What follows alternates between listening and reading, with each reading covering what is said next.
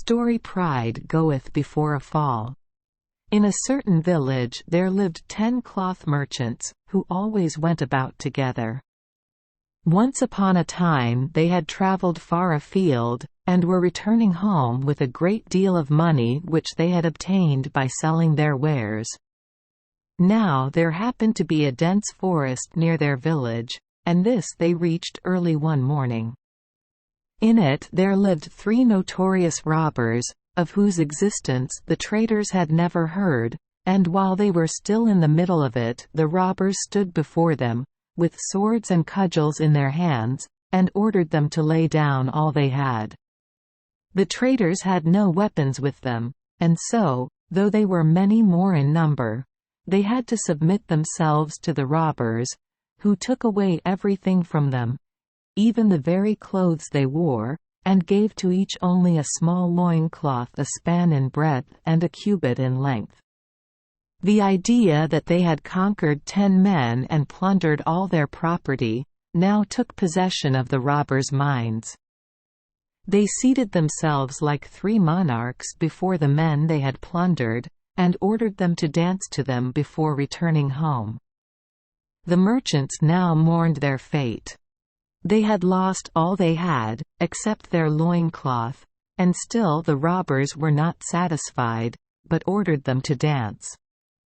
There was, among the 10 merchants, one who was very clever. He pondered over the calamity that had come upon him and his friends, the dance they would have to perform, and the magnificent manner in which the 3 robbers had seated themselves on the grass.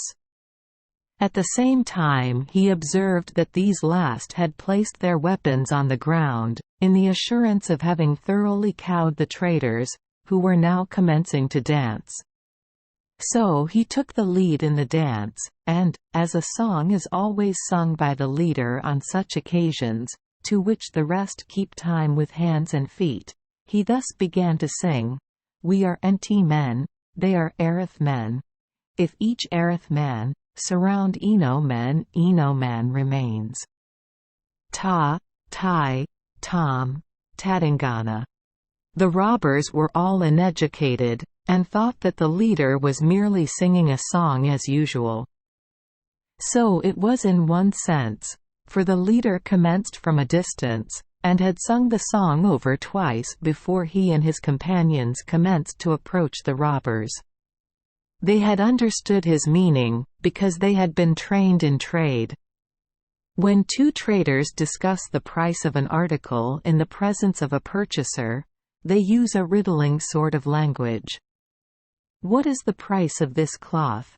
one trader will ask another. "20 rupees," another will reply, meaning 10 rupees. Thus, there is no possibility of the purchaser knowing what is meant unless he be acquainted with trade language. By the rules of this secret language, arith means 3, and t means 10, and eno means 1. So the leader by his song meant to hint to his fellow traders that they were 10 men, the robbers only 3, that if 3 pounced upon each of the robbers, 9 of them could hold them down, while the remaining 1 bound the robbers' hands and feet. The 3 thieves, glorying in their victory, and little understanding the meaning of the song and the intentions of the dancers, were proudly seated chewing betel and tobacco. Meanwhile the song was sung a 3rd time. Ta Tai Tom had left the lips of the singer. And, before Tadingana was out of them, the traders separated into parties of 3, and each party pounced upon a thief. The remaining one, the leader himself, tore up into long narrow strips a large piece of cloth, 6 cubits long, and tied the hands and feet of the robbers. These were entirely humbled now, and rolled on the ground like 3 bags of rice. The 10 traders now took back all their property, and armed themselves with the swords and cudgels of their enemies, and when they reached their village, they often amused their friends and relatives by relating their adventure. Thank you for joining us for today's fairy tale. We hope these stories bring joy and meaning to your day. If you love our channel, please hit the subscribe button so you won't miss any exciting tales. Wishing you a good night and sweet dreams. See you in the next story.